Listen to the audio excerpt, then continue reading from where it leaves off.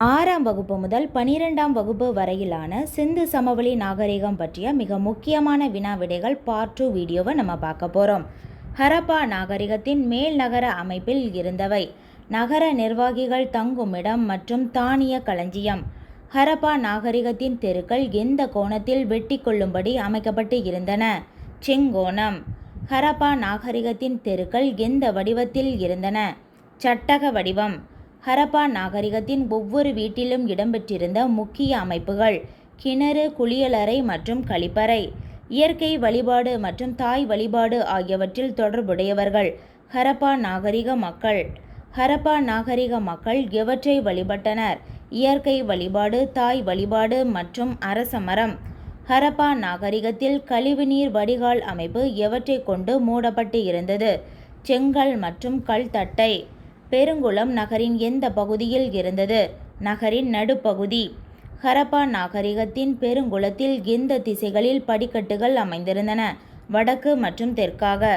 ஹரப்பா நாகரிகத்தின் தானிய களஞ்சியத்தில் எந்தெந்த தானியங்கள் கண்டறியப்பட்டன?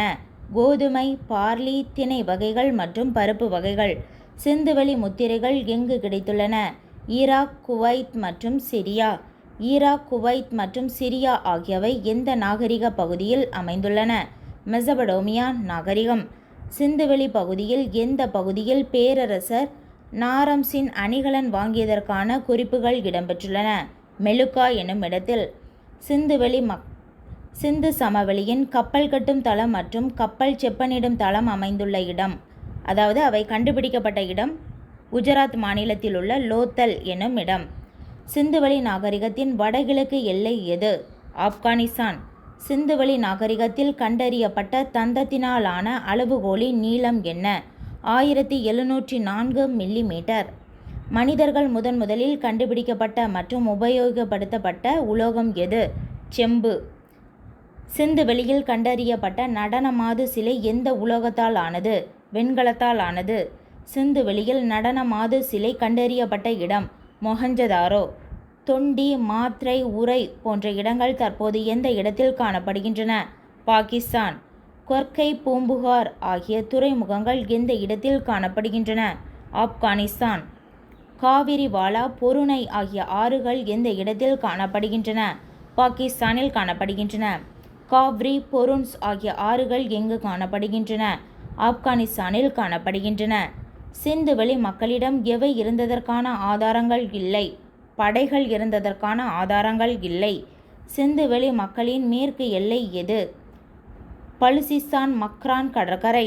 சிந்துவெளி மக்கள் எந்த உலோகத்தின் பயனை அறிந்திருக்கவில்லை? இரும்பு மற்றும் தகரம். சிந்துவெளி மக்கள் ஆபரணம் செய்ய பயன்படுத்திய கற்களின் நிறம் சிவப்பு நிற மணிக்கற்கள். சிந்துவெளி மக்களில் ஆபரணங்களை விரும்பி அணிந்தவர்கள் யாவர்? ஆண்கள் மற்றும் பெண்கள் இருவரும் விரும்பி அணிந்தனர். சிந்துவெளி மக்களின் மண்பாண்டம் எந்த நிறத்தில் இருந்தது? மட்பாண்டங்கள் சிவப்பு நிறத்தில் இருந்தன. சிந்துவெளி மக்களின் வழிபாடு எது? தாய் வழிபாடு. சிந்துவெளி நாகரிக கால பொம்மைகள் எதனால் செய்யப்பட்டு இருந்தன? சுடு மண்களால் செய்யப்பட்டிருந்தன. சுடு மண்ணில் பொம்மைகள் செய்யும் கலை எவ்வாறு அழைக்கப்படுகிறது? டெரகோட்டா என்று அழைக்கப்படுகிறது. ஹரப்பா நாகரிகம் சரிய தொடங்கிய ஆண்டு கிமு 1900 இருந்து கிமு 1900. பழமையான 4 நாகரிகங்களில் அதிக பரப்பளவை கொண்டுள்ள நாகரிகம் எது? சிந்துவெளி நாகரிகம். மிக பழமையான நாகரிகம் மெசபடோமியா நாகரிகம். கார்பன் வயது கணிப்பில் பயன்படும் ஐசோடோப்பு எது? Carbon 14 isotope. உலகின் முதலில் கண்டறியப்பட்ட மற்றும் கட்டப்பட்ட பொதுக்குளம் எங்கு அமைந்துள்ளது? மொஹஞ்சதாரோவில் அமைந்துள்ளது. சிந்துவெளியில் பூசாரி அரசன் சிலை எங்கு காணப்படுகிறது? மொஹஞ்சதாரோவில் காணப்படுகிறது. சிந்துவெளி நாகரிகத்தில் முதலில் கண்டறியப்பட்ட நகரம் எது? ஹரப்பா. சிந்துவெளி நாகரிகத்தின் முக்கிய நகரங்களுள் ஒன்றான தோலவிரா அமைந்துள்ள இடம் குஜராத். லோத்தல் அமைந்துள்ள இடமும் குஜராத் தான். ஹரப்பா நாகரிகம் கண்டறியப்பட்ட ஆண்டு 1921. மொஹஞ்சதாரோ நகரம் கண்டறியப்பட்ட ஆண்டு 1922. முதலில் எது கண்டறியப்பட்டதுன்னா ஹரப்பா. அதுதான் மிகவும் பழமையான நகரம். சிந்துவெளியில் மாபெரும் குளியல் குளம் எங்கு காணப்படுகிறது? மொஹஞ்சதாரோவில் காணப்படுகிறது. உலகின் முதலில் கட்டப்பட்ட பொதுக்குளம் எங்கு அமைந்துள்ளது? மொஹஞ்சதாரோவில் அமைந்துள்ளது. சிந்துவெளி மக்கள் பயன்படுத்தாத விலங்கு எது? குதிரை. ஹரப்பாவில் ஜெபு என்று அழைக்கப்பட்டது எது? மாடு. சிந்துவெளி மக்களின் மட்பாண்ட நிறம் மற்றும் அதில் பூசப்பட்ட ஓவியங்களின் வண்ணம் எவை? மட்பாண்டங்கள் சிவப்பு நிறத்திலும் அதில் பூசப்பட்ட ஓவியங்கள் கருப்பு நிறத்திலும் காணப்பட்டன. சிந்துவெளி மக்கள் பிளேடுகள் தயாரிக்க பயன்படுத்திய செட் என்பது எந்த தனிமத்தால் ஆன கல்வகையாகும்? சிலிக்கா. சிந்துவெளி மக்கள் எந்த உலோகத்தின் பயனை அறிந்திருக்கவில்லை? இரும்பு மற்றும் தகரம். சிந்துவெளியில் நடனமாடும் பெண் சிலை எங்கு கிடைத்துள்ளது? மொஹஞ்சதாரோவில் கிடைத்துள்ளது.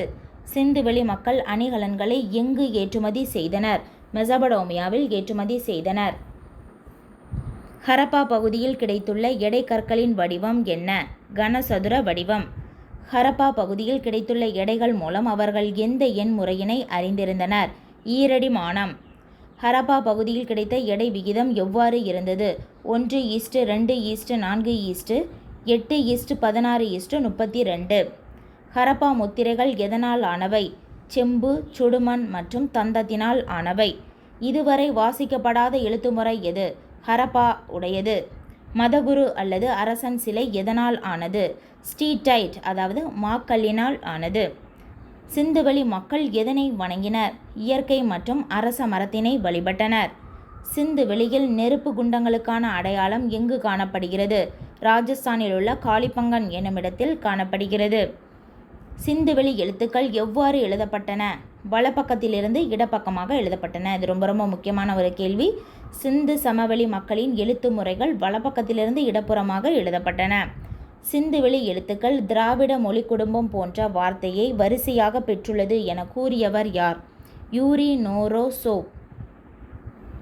ஹரப்பா மொழியின் மூல வேர்கள் தென்னிந்திய திராவிட மொழிகளை ஒத்திருப்பதை நாம் காணலாம் என்று கூறியவர் யார்? ஐராவத மகாதேவன். அவ்வளோதான். இதோட பார்ட் 3 வீடியோவை நம்ம அடுத்தடுத்த வீடியோக்களில் பார்க்கலாம்.